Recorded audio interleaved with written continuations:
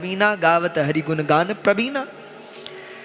कहते नारद जी ने कहा ये पाप मिटेगा कैसे? तो भगवान ने कहा यदि इस पाप को मिटाना है तो जाई जपा पाठ करो, उनका जप करो, उनका स्मरण करो, उसी से आपका पाप का प्रायश्चित होगा, पाप मिटेगा। अब शिव जी के तो शिव सहस्त्र नाम भी है और शिव सतनाम भी है। हाँ, शिव जी के सतनामों से जो भगवान शंकर का अर्चन करता है अथवा शिव सहस्त्र नाम से जो भगवान शिव का अर्चन करता है उसके बड़े से बड़े पाप नष्ट हो जाते हैं। तो शिव शतनाम में कहते हैं ओम शंभवे नमः, ओम पिनाकिने नमः, ओम शशिशेखराय नमः, ओम वामदेवाय नमः, ओम विरूपाक्षाय नमः, ओम कपर्दिने नमः, ओम नीलकंठाय नमः, ओम विश्वेश्वराय नमः, ओम जगद्व्यापिने नमः, ओम जगद्गुरवे नमः, ओम गिरिप्रियाय नमः, ओम गिरिप्रिय, ओम कृत्तिवाससे नमः, ओम पुराराधये नमः, ओम ब्रह्मदाधिपाय नमः, ओम मृत्युंजयाय नमः, ओम सूक्ष्मतनवे नमः, ओम जगद्व्यापिने नमः, ओम जगद्गुरवे नमः, ओम तारकाय नमः, ओम श्री परमेश्वराय नमः इत्यादि शिव सतनाम से शिवो महे, इसका स्तोत्र भी है। शिवो महेश्वरः शंभो पिनाकी शशिशेखर वामदेवो विरूपाक्ष कपर्दी नीललोहित शंकरः शूलपाणिश्च खट्वांगो विष्णुवल्लभः शिविविष्ट अंबिकानाथ श्रीकंठो भक्तवत्सल।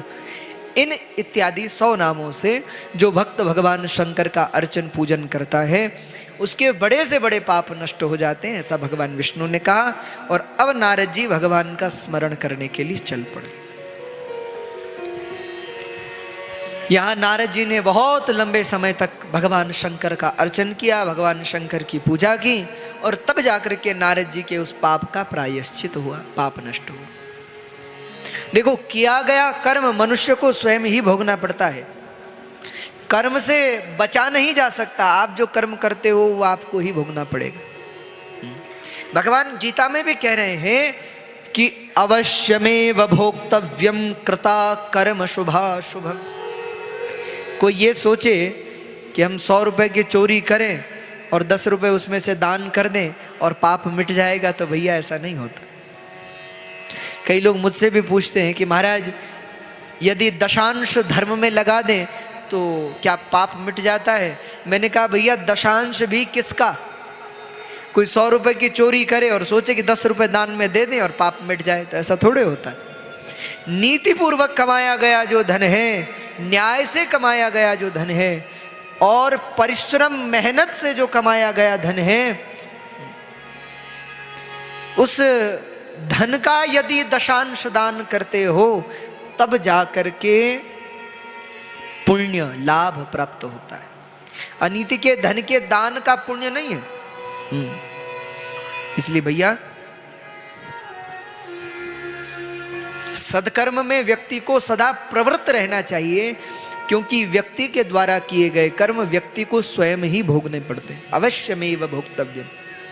और एक बात बहुत ध्यान से सुनिएगा, जितने लोग बैठे हैं पीछे तक, कोई ये सोचे कि हम तो महाराज ऐसा भी खाएंगे वैसा भी खाएंगे, ऐसे भी रहेंगे वैसे भी रहेंगे और सोमवार को शिव जी में जल चढ़ाएंगे और हम ठीक हो जाएंगे, तो कभी नहीं होगा। करते रहो जीवन भर।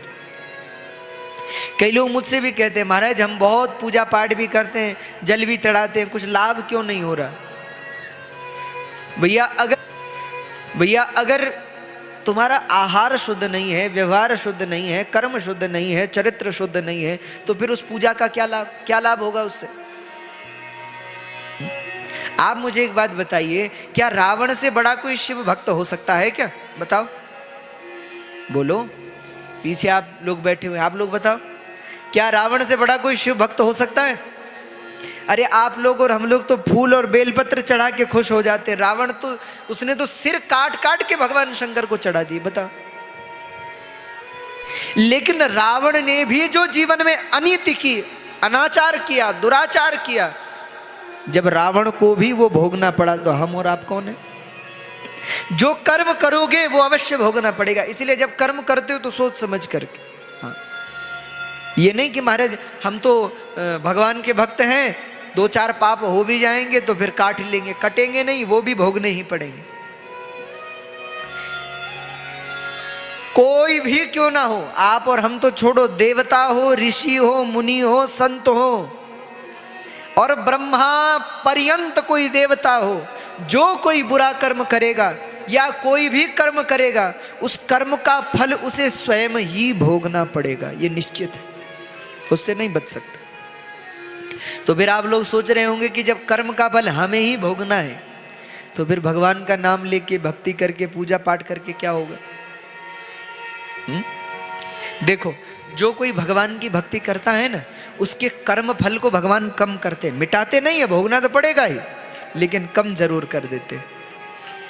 मान लीजिए एक बड़ी सुंदर कथा है। कई बार हम लोग सोचते, कई बार होता है ना, हम कथा में आए तो भी हमारे साथ महाराज ऐसा हो गया, हम तो अच्छा करते हैं तो भी बुरा होता है। कहते हैं एक बार 2 मित्र थे। अब एक ने दूसरे से कहा, बोले भैया हम जरा शिव जी के मंदिर जा रहे हैं दर्शन करने, तुम भी चलो। तो उस दूसरे ने कहा, बोले हम मंदिर नहीं जा रहे हैं, हम तो शराब पीने जा रहे हैं, चलना है तो तुम भी चलो साथ। उसने कहा नहीं नहीं भैया, हम तो शिव जी के मंदिर में जल चढ़ाने जा रहे हैं, हम नहीं जाएंगे। अच्छा तो ठीक है, तुम जाओ अपना जल चढ़ाने, हम जाएंगे अपना। तो एक चला गया शराब पीने और दूसरा चला गया भगवान के मंदिर। अब हुआ क्या, जो आया मंदिर, वो मंदिर से दर्शन करके लौट रहा था कि लौटते समय रास्ते में कील पड़ी हुई थी, और जैसे ही वो चल रहा था, वो तो बेचारा भाव से चल रहा था कि नमः शिवाय नमः शिवाय नमः शिवाय, ऐसा कहते कहते चल रहा था। सो पैर पड़ गया कील पर, और जैसे ही पड़ा तो कील जो है पैर के आर पार हो गई।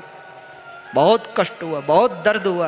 महाराज 2-4 लोग उठा के अस्पताल ले गए, इलाज करवाया, और अब तो डॉक्टर ने भी कह दिया 1 महीने तक उठना मत, ऐसे लेटे रहे।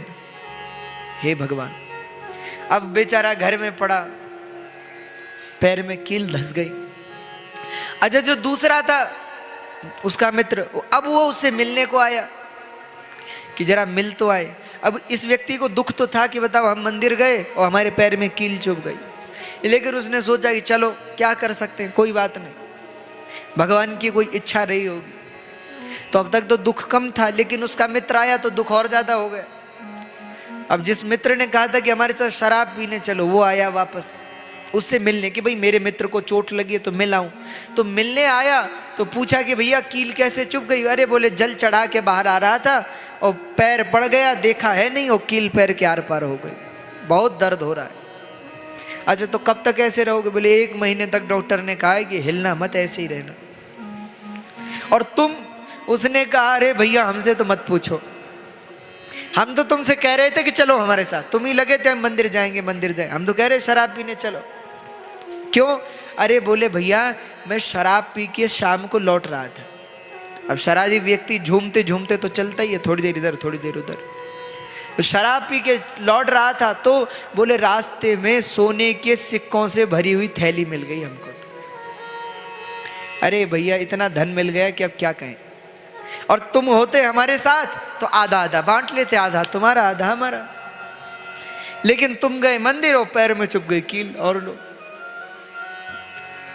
अब तो उसे इतना दुख हुआ, इतना, उसने कहा भैया ये तो हद हो गई, हम मंदिर गए हमारे साथ बुरा हो गया और ये शराब पीने गया, कुकर्म करने गया, इसका भला हो गया, तो बड़ा दुखद है। कहते हैं लेटा हुआ था, बड़ा दुखित हुआ, भगवान से ही विश्वास उठ गया, बोले सब बेकार की बातें, कुछ नहीं है भगवान, हमेशा बुरों के साथ ही अच्छा होता है, हमारे साथ तो बुरा ही होता है, ऐसा वो सोचने लगे। कहते हैं कुछ दिन बाद उसके यहाँ एक महात्मा आ गए। बात नहीं, जो भी होता है भगवान अच्छे के लिए करते हैं। अरे उसने कहा महाराज कैसी बात करते हो आप, अच्छे के लिए करते हैं। यहाँ हम मंदिर गए, हमारे पैर में कील चुभ गई, जो मित्र शराब पीने गया उसको सोने के सिक्कों की थैली मिल गई, वो तो हमें भी कह रहा था, लेकिन हमें कुछ ज्यादा श्रद्धा थी कि हम मंदिर जाएंगे, चले जाते उसके साथ। कर कहा बोले भैया तो इस बात को नहीं जानते। अब महात्मा तो ज्ञानी, तो ज्ञान दृष्टि से देखा, आंख बंद करके, आंख खोलकर मुस्कुरा कर कहा अरे भैया तू जानता है उस दिन तेरी मृत्यु थी, तुझे मरना था उस दिन,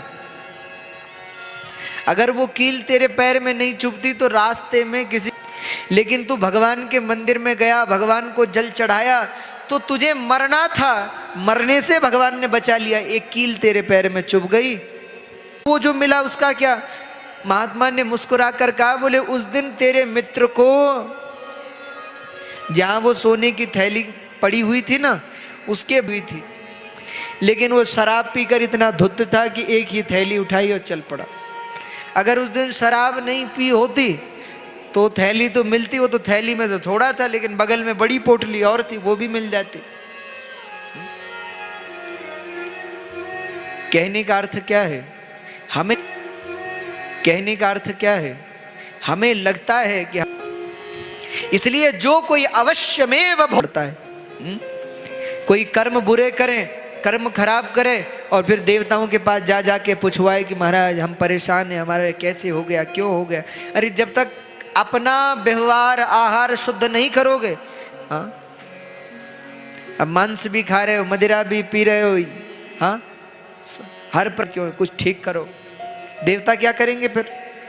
अरे देवता लोग तो खुद भी कर्म के अधीन होते हैं, औरों की तो छोड़ो, क्या देवता कर्म के अधीन नहीं होते? अरे समय आने पर तो देवराज इंद्र का सिंहासन भी छिन जाता है, तो स्वर्ग का राजा जो देवताओं का भी राजा है, जब वो भी कर्म कि हमारे साथ मंगल हो, अच्छा हो, तो जीवन में अच्छा कर्म करो, शुभ कर्म करो। तो नारद जी को बड़ा दुख हुआ। नारद जी ने भगवान शंकर की उपासना से क्षमा मांगी और नारद जी का प्रायश्चित हुआ। यहाँ